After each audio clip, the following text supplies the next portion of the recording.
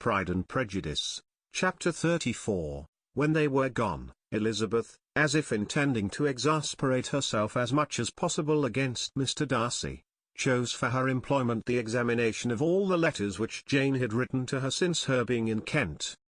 They contained no actual complaint, nor was there any revival of past occurrences, or any communication of present suffering.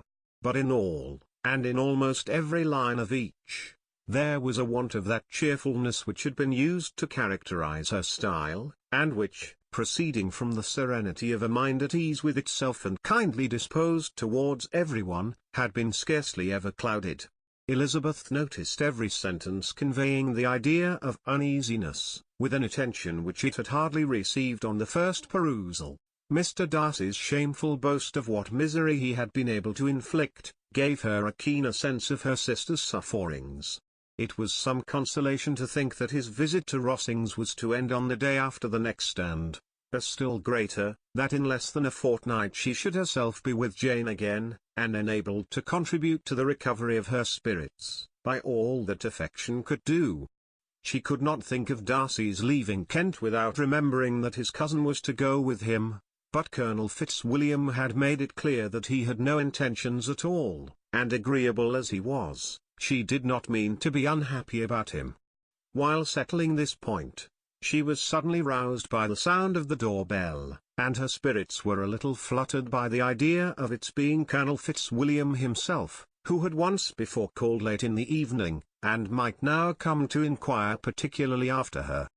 But this idea was soon banished, and her spirits were very differently affected, when, to her utter amazement, she saw Mr. Darcy walk into the room. In an hurried manner he immediately began an inquiry after her health, imputing his visit to a wish of hearing that she were better. She answered him with cold civility. He sat down for a few moments, and then getting up, walked about the room. Elizabeth was surprised, but said not a word. After a silence of several minutes, he came towards her in an agitated manner, and thus began: "In vain I have struggled. It will not do. My feelings will not be repressed. You must allow me to tell you how ardently I admire and love you." Elizabeth's astonishment was beyond expression. She stared, colored, doubted, and was silent. This he considered sufficient encouragement, and the avowal of all that he felt, and had long felt for her, immediately followed. He spoke well, but there were feelings besides those of the heart to be detailed, and he was not more eloquent on the subject of tenderness than of pride. His sense of her inferiority, of its being a degradation of the family obstacles which had always opposed to inclination, were dwelt on with a warmth which seemed due to the consequence he was wounding, but was very unlikely to recommend his suit. In spite of her deeply rooted dislike, she could not be insensible to the compliment of such a man's affection, and though her intentions did not vary for an instant, she was at first sorry for the pain he was to receive, till, roused to resentment by his subsequent language, she lost all compassion in anger. She tried, however, to compose herself to answer him with patience, when he should have done. He concluded with representing to her the strength of that attachment which, in spite of all his endeavors, he had found impossible to conquer, and with expressing his hope that it would now be rewarded by her acceptance of his hand. As he said this, she could easily see that he had no doubt of a favorable answer. He spoke of apprehension and anxiety, but his countenance expressed real security.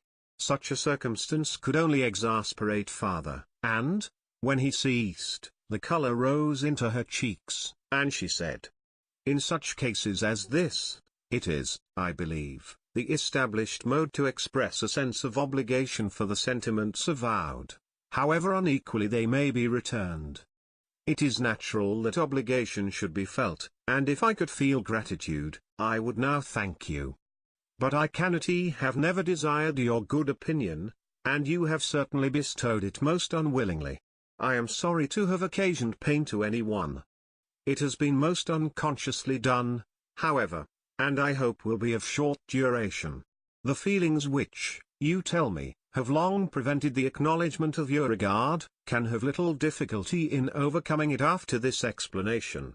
Mr. Darcy, who was leaning against the mantelpiece with his eyes fixed on her face, seemed to catch her words with no less resentment than surprise.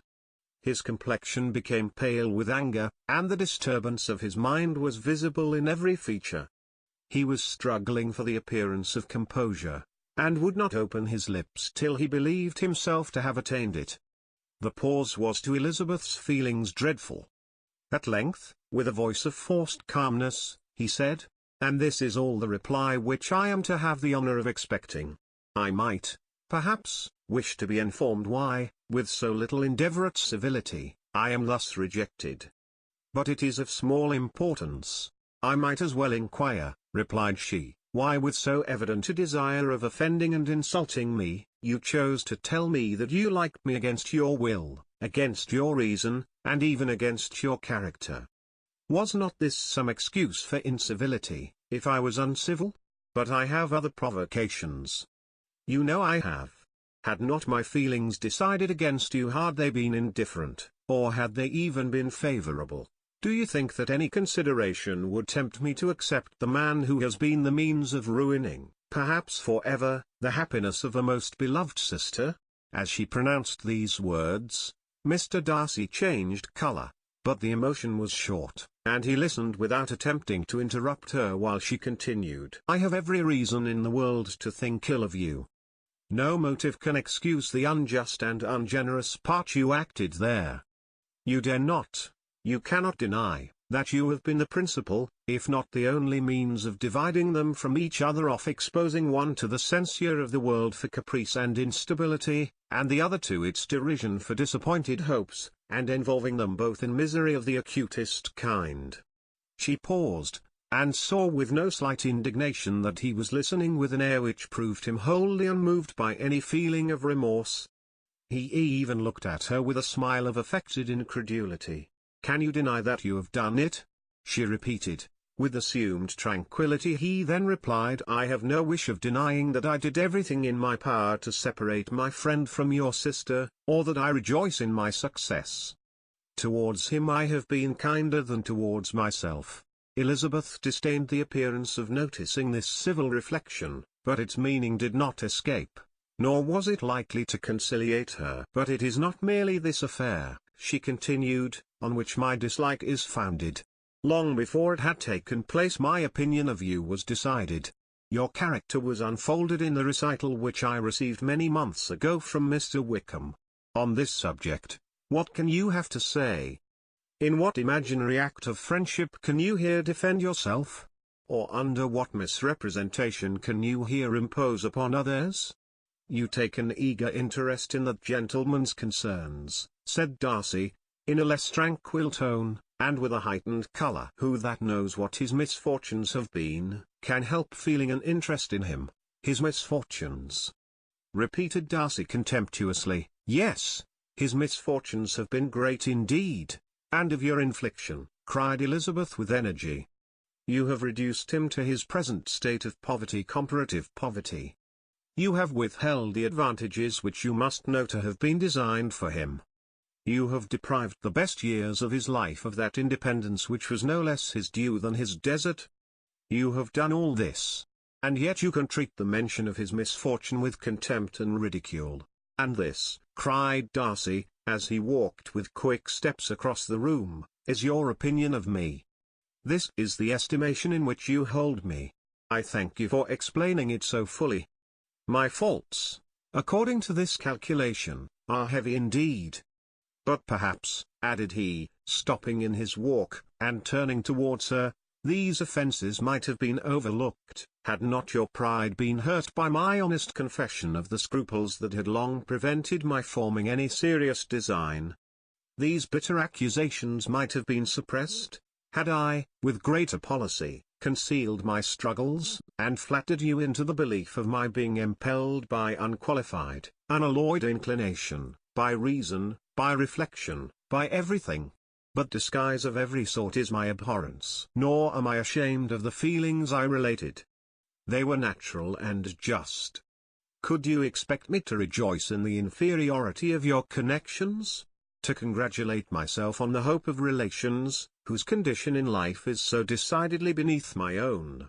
Elizabeth felt herself growing more angry every moment, yet she tried to the utmost to speak with composure when she said, "You are mistaken, Mr. Darcy, if you suppose that the mode of your declaration affected me in any other way, than as it spared me the concern which I might have felt in refusing you.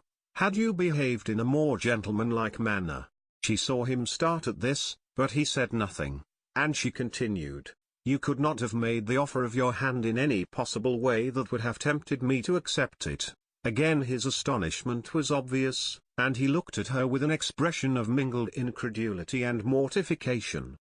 She went on. "From the very beginning, from the first moment, I may almost say of my acquaintance with you, your manners, impressing me with the fullest belief of your arrogance, your conceit, and your selfish disdain of the feelings of others, were such as to form the groundwork of disapprobation on which succeeding events have built so immovable a dislike, and I had not known you a month before I felt that you were the last man in the world whom I could ever be prevailed on to marry.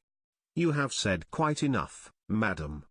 I perfectly comprehend your feelings, and have now only to be ashamed of what my own have been.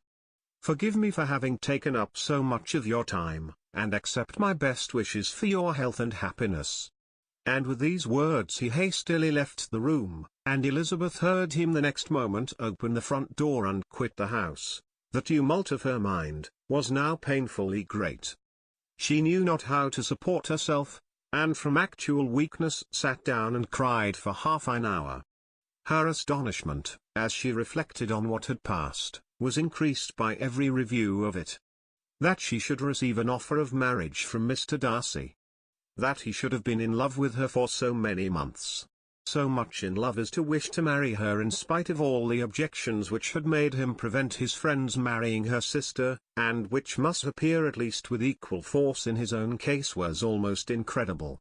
It was gratifying to have inspired unconsciously so strong an affection, but his pride, his abominable pride, his shameless avowal of what he had done with respect to Jane, his unpardonable assurance in acknowledging, though he could not justify it, and the unfeeling manner in which he had mentioned Mr. Wickham, his cruelty towards whom he had not attempted to deny, soon overcame the pity which the consideration of his attachment had for a moment excited.